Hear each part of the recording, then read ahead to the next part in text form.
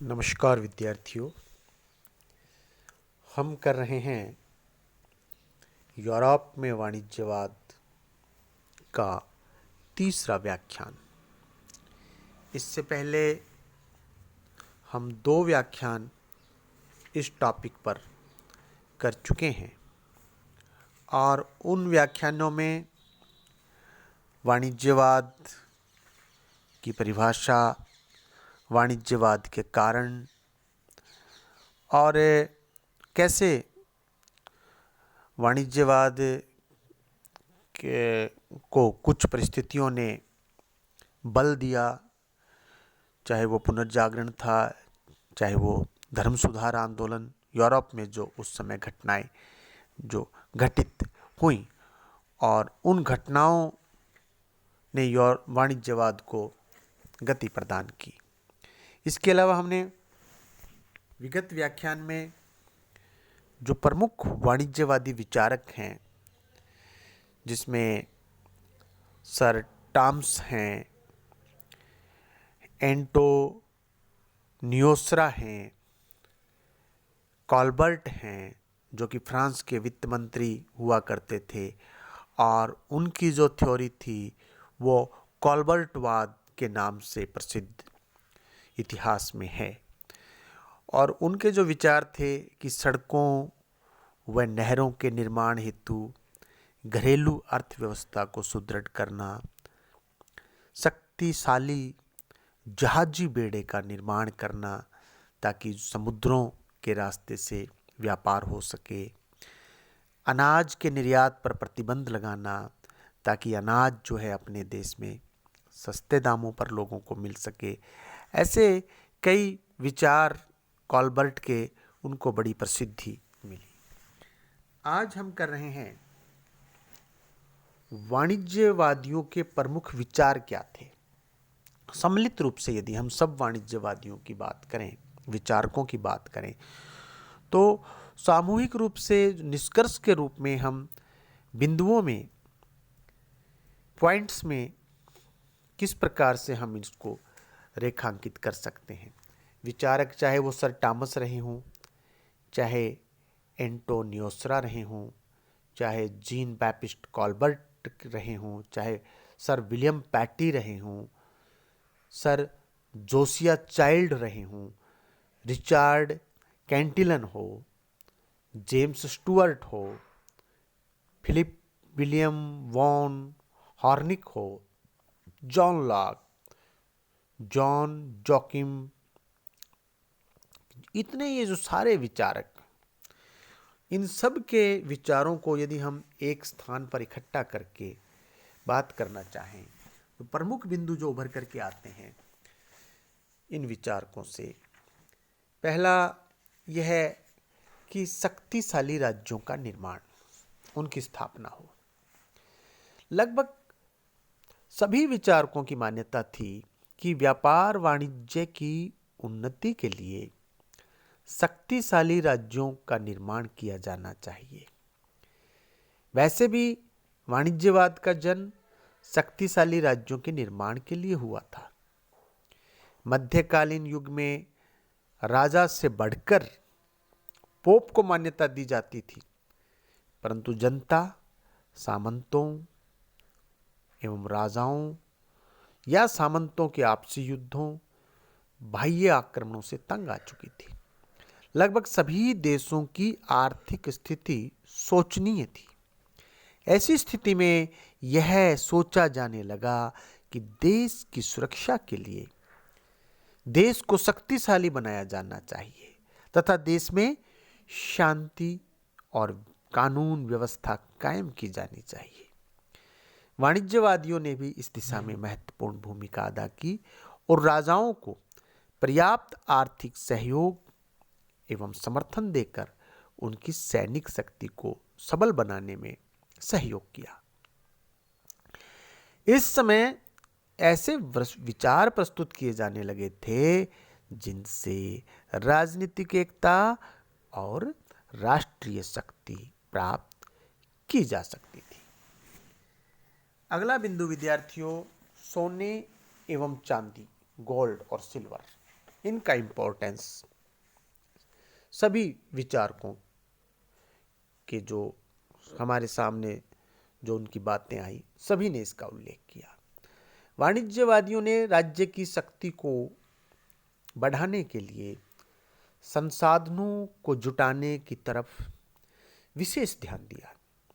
वे सोने तथा चांदी को राज्य की शक्ति बढ़ाने का साधन मानते थे, क्योंकि यही ऐसी धातुएं थीं जिनके बदले में कोई वस्तु प्राप्त की जा सकती थी तथा इनके मूल्य में कमी आने की संभावना कम थी। आज भी यही बात है विद्यार्थियों, सोने और चांदी के भाव निरंतर बढ़ते हैं। वाणिज्यवादियों का प्रमुख नारा था more gold, more wealth and more power. अधिक सोना, अधिक धन और अधिक शक्ति। इस संबंध में विलियम पैटी ने लिखा, जो कि एक वाणिज्यवादी विचारक थे, कि व्यापार का अंतिम व महान प्रभाव धन की वृद्धि करना नहीं है, बल्कि सोना, चांदी और जवाहरात आदि बहुमूल्य रत्नों की पदार्थों की प्राप्ति करना है, उनको वृद्धि करना है, जो न तो नाशवान हैं और न ही परिवर्तनशील हैं।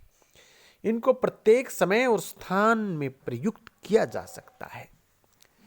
प्रत्येक समय और स्थान विद्यार्थियों, कि आप कहीं भी चले जाएं, आपका जो आपके जेब में नोट है वो नोट मूल्यहीन हो जाएगा, लेकिन आपके अंगुली में जो अंगूठी है, चाहे वो चांदी की है चाहे सोने की है, और किसी के पास में कोई जवाहरात है, वो चाहे आप अमेरिका जाइए, चाहे यूरोप जाइए, चाहे अरब में जाइए, चाहे चीन में जाइए, वो प्रत्येक स्थान पर उसका मूल्य जो है वो बना रहता है। इसी प्रकार टॉमसन ने लिखा कि जिन राष्ट्रों के पास अपनी खानें नहीं हैं, यानी माइंस, खान यानी जहाँ से धातुएं प्राप्त होती हैं, खाने नहीं हैं, उनको स्वर्ण और चांदी प्राप्त करके धनवान बनना चाहिए। इसी प्रकार चाइल्ड का मानना था कि किसी देश की समृद्धि का माप स्तर वहां पाए जाने वाले सोने व चांदी की मात्रा है। सोने और चांदी को इतना अधिक महत्व देने का मुख्य कारण यह था कि इन धातुओं की सहायता से, जो कि मूल्यवान धातुएं थीं, अस्त्र शस्त्र और युद्धोपयोगी सामग्री खरीदी जा सकती थी, और जिसके पास में पर्याप्त मात्रा में अस्त्र शस्त्र का भंडार होगा वह विजेता होगा, वो दुनिया पर शासन करेगा, और शासन करेगा तो वो संसाधन भी प्राप्त करेगा। तीसरा विद्यार्थियों, विदेशी व्यापार का महत्व। यह सत्य है कि वाणिज्यवादियों ने सोने तथा चांदी को बहुत अधिक महत्व दिया था, परंतु वे यह भी जानते थे कि घरेलू व्यापार से आवश्यकता अनुसार सोना चांदी प्राप्त नहीं किया जा सकता। अधिक सोना चांदी प्राप्त करने के लिए विदेशों के साथ व्यापार बढ़ाना आवश्यक है। वे विदेशी व्यापार को आत्मनिर्भरता और संपन्नता का साधन मानते थे। इस संबंध में सर टॉमसन ने लिखा है कि अपने धन को बढ़ाने का सबसे अच्छा ढंग विदेशी व्यापार है। इसे प्रोत्साहन करना आवश्यक है, क्योंकि राजा को अधिक आय, राज्य का सम्मान, व्यापारियों का व्यवसाय, हमारी कला की प्रगति, हमारे निर्धनों को भोजन, हमारी भूमि की उन्नति, हमारे नाविकों की शिक्षा, हमारे साम्राज्य की दीवारें, हमारे युद्धों की विजय, सब कुछ विदेशी व्यापार पर निर्भर करते हैं। विदेशी व्यापार को बढ़ाने के लिए जोसिया चाइल्ड का कहना था। जोसिया चाइल्ड, जो कि एक वाणिज्यवादी विचारक थे, वो कहते थे कि उन उद्योगों को सबसे अधिक प्रोत्साहन देना चाहिए जिनमें जहाज रानी यानी समुद्री जहाज का सबसे अधिक प्रयोग किया जाता है, क्योंकि जहाज का प्रयोग समुद्री व्यापार से होता है। तो समुद्री व्यापार यानी विदेशी व्यापार, और विदेश से व्यापार होगा, विदेश में आपका प्रोडक्शन जाएगा तो वहाँ से जो है आपके पास में सोना चांदी आएगा। विदेशी व्यापार में अधिकांश कच्चे माल का आयात और निर्मित माल का निर्यात किया जाता था, क्योंकि इस प्रक्रिया से निर्यातक देश को लाभ ही लाभ होता था। अगला है विद्यार्थियों, अनुकूल व्यापार संतुलन। सभी वाणिज्यवादी ऐसे विदेशी व्यापार के पक्ष में थे जिससे निर्यात लगातार बढ़े और आयात घटे। विद्यार्थियों, निर्यात और आयात के बारे में मैं आपको बता दूं। निर्यात जो अपना उत्पादन है, अपने देश का जो प्रोडक्शन है, चाहे वो इंडस्ट्री से है चाहे वो एग्रीकल्चर से है, वो बाहर भेजना, वो है निर्यात। और वो अधिक होना चाहिए, क्योंकि जितना हम बेचेंगे उतना अधिक धन प्राप्त करेंगे। और आयात, बाहर से सामान मंगवाना, विदेशों से सामान मंगवाना। अब यदि हम खरीदेंगे तो हमें धन व्यय करना पड़ेगा। तो सब वाणिज्यवादियों ने कहा कि निर्यात अधिक होना चाहिए और आयात जो है वो कम होना चाहिए। अब है औद्योगिक एवं व्यापारिक नियंत्रण। व्यापार की वृद्धि तथा विदेशी व्यापार को अपने पक्ष में बनाए रखने के लिए वाणिज्यवादियों ने अनेक प्रकार के औद्योगिक एवं व्यापारिक नियंत्रणों को महत्व दिया था। वे व्यापार की वृद्धि के लिए उद्योग धंधों का भी नियंत्रण करना चाहते थे। राष्ट्र को शक्तिशाली बनाने के उद्देश्य से उन्होंने आयात तथा निर्यात को सरकारी सहयोग से नियंत्रित करने का प्रावधान रखने का अपना मत रखा था। इस संबंध में उन्होंने जो कहा, पहला तो यह है कि आयातों को प्रतिबंधित किया गया तथा कुछ विशेष कंपनियों को ही आयात करने की सुविधा दी गई। निर्मित माल विदेशों में बेचने तथा कच्चे माल प्राप्त करने के लिए उपनिवेशों की स्थापना की जाने लगी तथा पिछड़े देशों पर राजनीतिक प्रभुत्व प्राप्त करने का प्रयास किया गया, ताकि वहां की अर्थव्यवस्था पर नियंत्रण जो है पाया जा सके। तो ये उनका मत कि भाई आयातों को, अब कुछ तो सरकार का मॉनिटरिंग रहना चाहिए, कंट्रोलिंग रहना चाहिए, कुछ विशेष कंपनियों को इस प्रकार की सुविधा दी जानी चाहिए। ये सारी बात उन्होंने कही। उन्होंने यह भी कहा कि निर्यात को बढ़ाने तथा आयातों को कम करने के लिए अनेक प्रकार के जो टैक्सेस हैं, वो टैक्स या जो कर हैं वो लगाए जाने चाहिए। ऐसी व्यवस्था की जाए कि उद्योगों पर टैक्स का कम से कम प्रभाव पड़े तथा उन्हें कोई हानि नहीं हो। आर्थिक एवं राजनीतिक दृष्टिकोण से ऐसी व्यवस्था हो जिससे यातायात के साधन, समुद्री यातायात का विकास हो।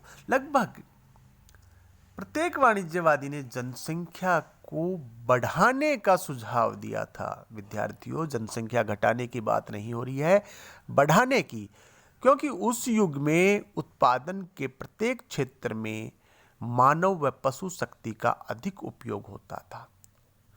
तो जब अधिक लोग होंगे तो अधिक कार्य होगा, अधिक प्रोडक्शन होगा, इसीलिए अधिक पशुओं की जो है कामना की जाती थी। इसके बाद में अगला है कृषि विषयक विचार।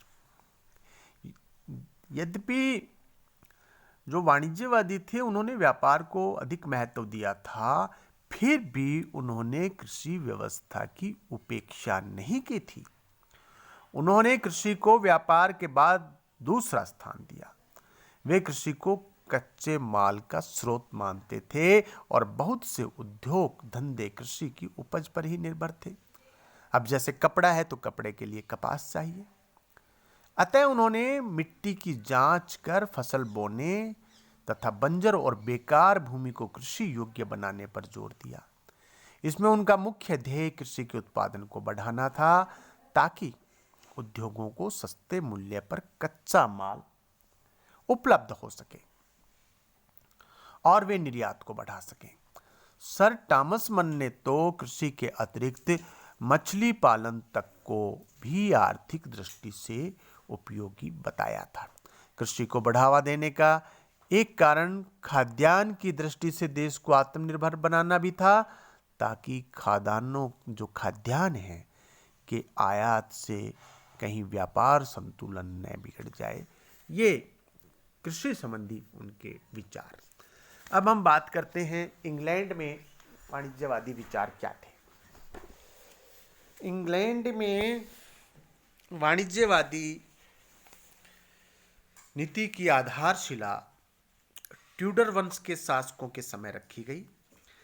सर्वप्रथम इस वंश के शासक हेनरी सेवंथ, जिसका समय 1485 से 1509 के समय में कुछ नाविक कानून पास किए गए, जिनके द्वारा यह निश्चित किया गया कि विदेशी व्यापार के लिए केवल इंग्लैंड के जहाज़ों का उपयोग किया जाएगा। इसके अलावा हेनरी सप्तम ने कुछ स्वदेशी उद्योगों जैसे रेशम, गर्म वस्त्र, रस्सी उद्योग को विशेष प्रोत्साहन दिया। उसकी नीति का मुख्य ध्येय यह था कि इन वस्तुओं के लिए देश का धन बाहर न जाए।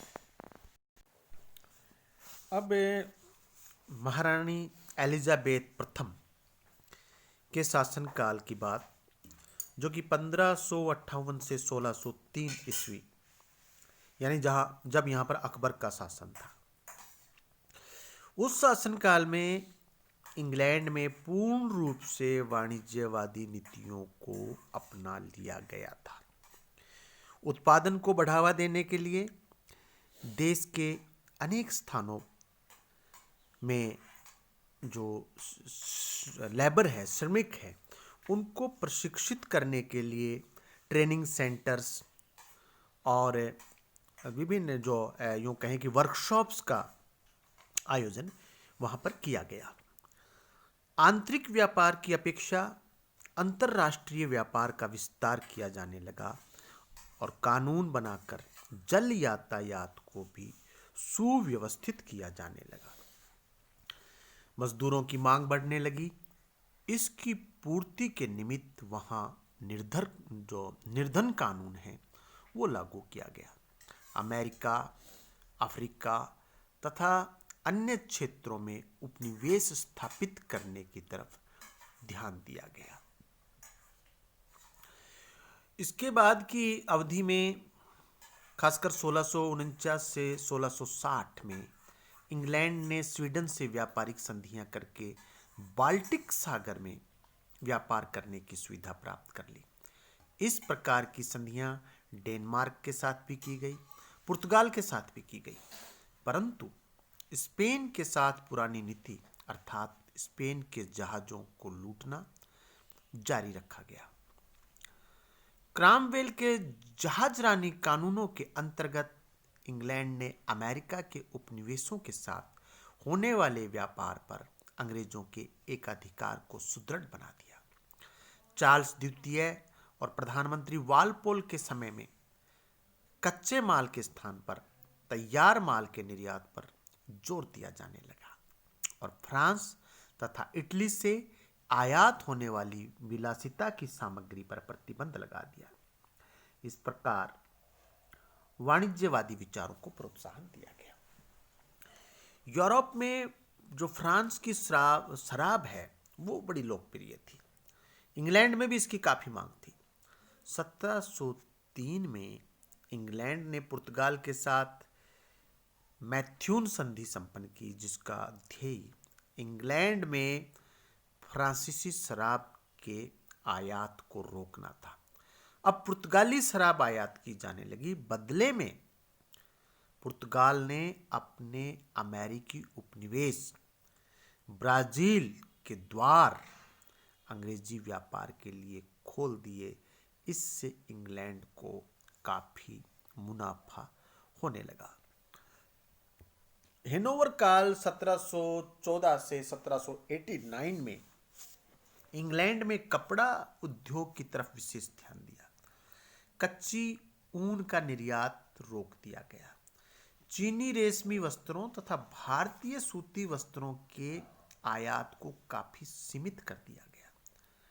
मशीनों के निर्यात पर रोक लगा दी और जो कुशल विदेशी शिल्पी हैं उन शिल्पियों को इंग्लैंड में आकर बसने के लिए प्रोत्साहित किया जाने लगा और इन सब नीतियों से इंग्लैंड में वाणिज्यवाद फलता फूलता रहा और इंग्लैंड में जो उसका धन है, इंग्लैंड में धन का संचय, सोना चांदी का संचय होता रहा और इंग्लैंड नए नए उपनिवेश स्थापित करता रहा और इंग्लैंड एक समय पूरी दुनिया में शासन करने वाला देश बन गया था, जिसके बारे में कहा जाता था कि ब्रिटिश साम्राज्य का सूर्यास्त कभी नहीं होता।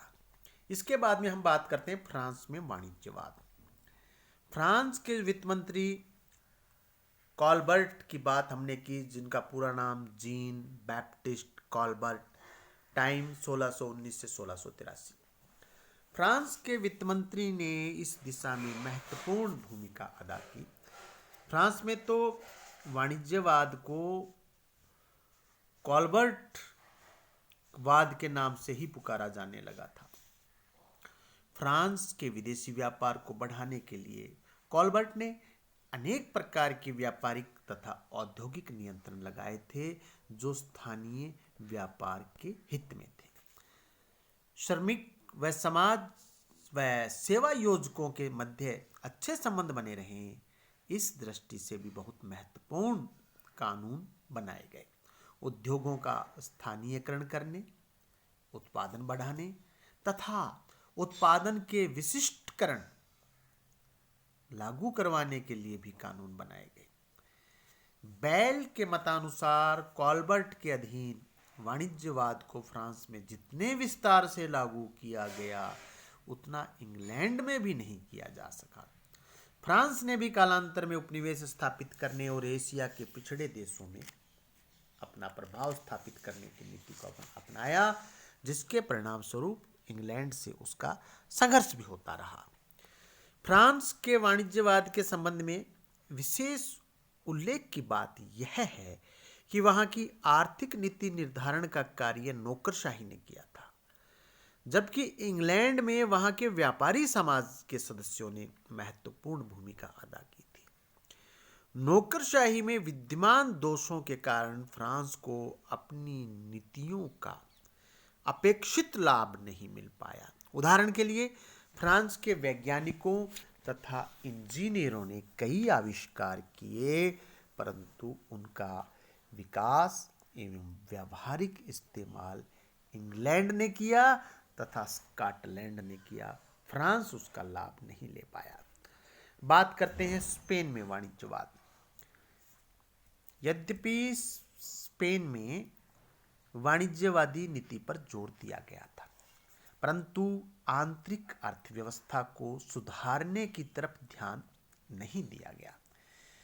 स्पेन वासियों ने सोने और चांदी के संग्रह को विशेष महत्व दिया और इसके लिए उन्होंने सभी साधनों का उपयोग किया जिनके द्वारा ये धातुएं प्राप्त की जा सकती थी। इसके लिए उन्होंने अपने औपनिवेशिक साम्राज्य का विस्तार किया और उपनिवेशों का अत्यधिक आर्थिक शोषण भी किया, परंतु आंतरिक उद्योग धंधों की उपेक्षा करने के कारण वे अपने परिश्रम का लाभ नहीं उठा सके, क्योंकि वे व्यापार संतुलन को अपने अनुकूल नहीं बना सके और परिश्रम से अर्जित सोना चांदी आयातित वस्तुओं के बदले विदेशों में चला गया। बात करें जर्मनी की। जर्मनी भी यूरोप का एक प्रमुख देश है। जर्मनी ने अपने औद्योगिक विकास की तरफ ध्यान दिया। विदेशों से कुशल कारीगर उनको जर्मनी में बसाने के लिए अनेक योजनाओं पर अमल किया गया। आयात और निर्यात को नियंत्रित किया गया तथा व्यापारिक अवसरों की सूचियां बनाकर सरकारी अधिकारियों के माध्यम से व्यापारियों के बीच में वितरित करने का सिलसिला प्रारंभ किया। इससे निजी विनियोग को प्रोत्साहन मिला, व्यापार एवं वाणिज्य में मुद्रा तथा साख को भी विकसित किया जाने लगा। शेष अगले व्याख्यान में।